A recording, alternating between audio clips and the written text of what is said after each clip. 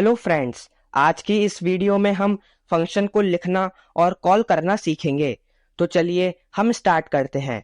अगर हमें फंक्शन को लिखना स्टार्ट करना हो तो हमें डेफ कीवर्ड का यूज करना होता है। तो मैंने लिखा डेफ। फिर हमें फंक्शन का नेम एंटर करना होता है। तो आप फंक्शन का नेम कुछ भी रख सकते हैं। तो मैं अभी के लिए कैल्क रख देता हूँ। फिर राउंड ब्रैकेट्स। हम राउंड ब्रैकेट्स में पैरामीटर्स भी पास कर सकते हैं। तो जैसे मैंने राउंड ब्रैकेट्स में एक पैरामीटर लिखा एक्स। फिर कॉलन के बाद हमें फंक्शन की वर्किंग को लिखना होता है, मतलब फंक्शन की क्या फंक्शनैलिटी है। तो मैंने लिखा r is equals to X into 4, मतलब x वेरिएबल को 4 से मल्टीप्लाई करके r वेरिएबल में स्टोर किया है। फिर हम अपने रिजल्ट को रिटर्न कर भी सकते हैं और नहीं भी। तो मैंने लिख दिया रिटर्न r, मतलब जो हमारा रिजल्ट आएगा r में उसे हम रिटर्न कर रहे हैं। तो हमने हमारा फंक्शन लिख दिया। इसे हम फंक्शन की डेफिनेशन कहते हैं। तो अब मैं आपको फंक्शन को कॉल करना सिखाऊंगा।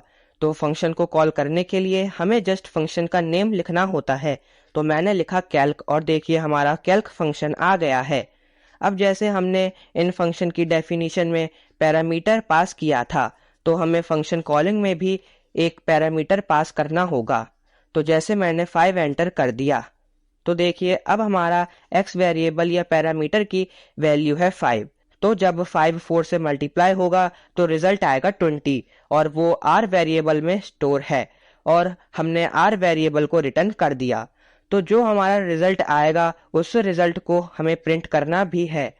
तो हम फंक्शन कॉलिंग को प्रिंट स्टेटमेंट में रख देंगे और अब प्रोग्राम को रन किया तो देखिए आउटपुट में 20 आ रहा है। अब अगर मैं 5 को रिप्लेस करके 10 एंटर कर देता हूं तो देखिए आउटपुट में 40 आ रहा है। तो दोस्तों अब मैं आपको बताता हूं कि फंक्शन के रिजल्ट को हम बिना रिटर्न के कैसे यूज कर सकते हैं। तो मैंने रिटर्न आर को रिमूव करके लिखा प्रिंट आर, मतलब हमने अपने रिजल्ट को फंक्शन में ही प्रिंट कर दिया। अब हमें अपने फंक्शन कॉलिंग को प्रिंट में रखने की कोई ज़रूरत नहीं है। और अब मैंने प्रोग्राम को रन किया तो देखिए आउटपुट में 40 ही आ रहा है।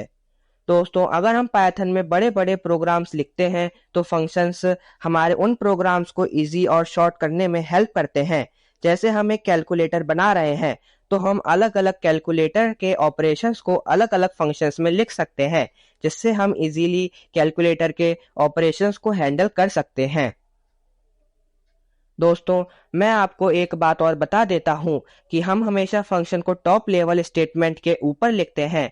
जैसे मैंने फंक्शन कॉलिंग के नीचे एक और प्रिंट स्टेटमेंट लिखा, तो हम फंक्शन की डेफिनेशन को हमेशा टॉप पर ही लिखेंगे, लेकिन फंक्शन कॉलिंग को हम कहीं पर भी लिख सकते हैं, बीच में एंड में कहीं पर भी। तो दोस्तों मैं आशा करता हूं कि आपको फंक्शन लिखना और कॉल करना समझ आ गया होगा। अगर अब भी आपके मन में कोई डाउट हो तो आप मुझसे कमेंट सेक्शन में भी पूछ सकते हैं, या आप हमारे टेलीग्राम चैनल और ग्रुप को भी ज्वाइन कर सकते हैं। और अपनी नेक्स्ट वीडियो में हम पैरामीटर और आर्गुमेंट्स को डीपली समझेंगे। तो चलिए अब हम मिलते हैं अपनी नेक्स्ट वीडियो में।